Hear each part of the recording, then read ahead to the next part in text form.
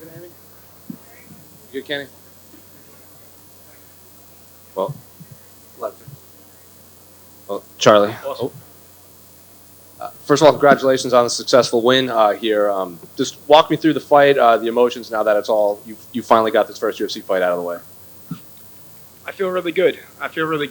I'm just getting started in this game. That was my 10th pro fight. I'm 8-2 now. I'm the best in the world. It's kind of hard for someone to make a claim like that who has 2 losses, that's been KO'd, but it's all about what you do next. It's all about how you look the next time you're out there. I'm the best in the world. Are you feeling this now because of the performance you just had, or is this just how you feel through, like, no matter what you are? It's how I feel from morning till night. And of course that performance is just another showcase, and obviously I'm gonna state that, here with you guys on an opportunity to. Well, obviously, speaking of the performance, it was incredibly violent, incredibly dominant. Is that the fight you expected in there from Alex, given that he hasn't fought in 5-6 years? I don't necessarily expect anything specifically. I visualize how the few different ways it could go. Like, I try to anticipate what his game plan might be. I run through a few things he might be trying to do, but ultimately I'm focusing on my skills and what I plan on doing, and I know that I respond effectively no matter how he comes out and what his plan is. So trusting my own process, trusting my coaches, believing in myself, and focusing on my skill set is the best way for me to perform. How long do you have that Rock call out, Dwayne Johnson call out? Do you have that in the chamber coming in, or just something off the cuff? One of my best friends and teammates, Austin Halleck, every time we travel for fight weeks, he brings his Xbox, we plug it into the TV, and all we watch is like WWF throwbacks, like back when it was like really fucking awesome. So we were watching some of the legends, and it's hard to, it's easy to say that Rock is one of the best on the mic, and I said, you know what, after I perform, I'm gonna hit that one. Did you see that he returned to SmackDown last night? Yeah, actually, I might start watching it now that he's there, and yeah, it's no coincidence that they signed me on Thursday, and then Triple H and Dana White come to an agreement on Friday, so the Cannibal's gonna be in the WWE soon too. So. All right, well, last one for me, just speaking on your fight career. What do you want next for you? What do you want the rest of your year to look like? Do you want to rack up a lot of these fights in a short amount of time? Would you like rest? How would you like the rest of your year to look like? I'm willing to fight as often as I'm capable. I want to be healthy, and that's just it. As long as I'm healthy, I'm active. One more. Charlie over here in the back. I want to know, obviously, he's making the big return. Obviously, the crowd is very, pro-Hispanic tonight. Just, did you hear any of that? Were they giving you some pretty harsh boos on your way out to the cage? No, they were not. I heard them getting loud for him, which was expected, but no, they were not booing me. They're very respectful people, and I appreciated that.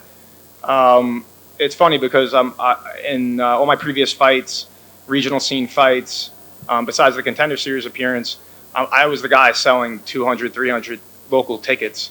And I was like, wow, I'm fighting this guy on the Noche night. He's a Mexican. I'm going to be getting booed. And I'm going to be that guy that's, opposite what I'm used to. So, yeah, that's a good question. But no, they were very respectful. Obviously, the UFC wants you to focus on getting to the cage and having your fights. But now with the TKO thing and everything, I mean, if they say, hey, we need a couple of guys to make some appearances at WWE, is that something you'd really be interested in? Yeah, I have a great brand. I know how to speak. I know how to do entertainment wrestling. I got the bandana. I got the shoulder pads. If you check my Instagram, I know what I'm doing on camera, any which way. Congrats. Thank you. Charlie, congrats on the win right here in the middle. All right, I got you. That right hand was money. Is this something that your team kind of saw studying tape because you looped it straight? It just landed at will pretty much. That right hand you were throwing tonight. No, it wasn't part of the plan. The plan was to stay patient, small bites. Like, the fight is 3 5-minute rounds. I just got to touch a guy once. I don't need to do it in 10 seconds. I used to think that way before I got KO'd. So it changed my mentality, obviously. I was doing so great in that Contender Series fight. It was a shame, but I've made it a positive. What happened to me, and now I'm patient going into every performance. And it's all good. If someone tries to press me, I got other stuff up my sleeve waiting for them too. Excellent. And if you could elaborate on that, I know that Contender Series is all in the past, rear view, but how much were you able to grow from that, and maybe something that helped you reset or find something like I gotta tweak that and grow from it? Yeah, it all came down to the people I was surrounding myself with, all the great positive energy I was getting when I was at my lowest. After the loss, I started working with the best sports psychologist in the world, Micah Snerstein, and it was an uphill battle. But as I look back, all those people that truly loved me, they were right. I'll be back, and I deserve to be here in the UFC. So it would be undeniable if I just stay persistent. Excellent. And last for me, you had that great exchange with Daniel. You walked out to Right Above It. Almost, that's the song he kind of used. Are you inheriting that? Is that your walkout now with that Lil Wayne track? Yeah, it's mine. All right, my man. Congrats on the win. Thank you. Hey, Charlie, down here to your right, I think. You used the rock line on DC, and at first I think he might have been a little taken aback, a little worried about maybe his reaction, because it wasn't like it was like John Anik up there. DC's still, Yeah, well, DC. If he wasn't cooperating, I was gonna double leg him. So he's lucky he gave me that mic back. Yeah. Thanks, No, Charlie. he's a great guy. Yeah, it was awesome. Lastly, if Macho Man Randy Savage was alive, how would he describe your career ascension? He would say, you got it, kid. Keep going. And that's what he would say. That's all.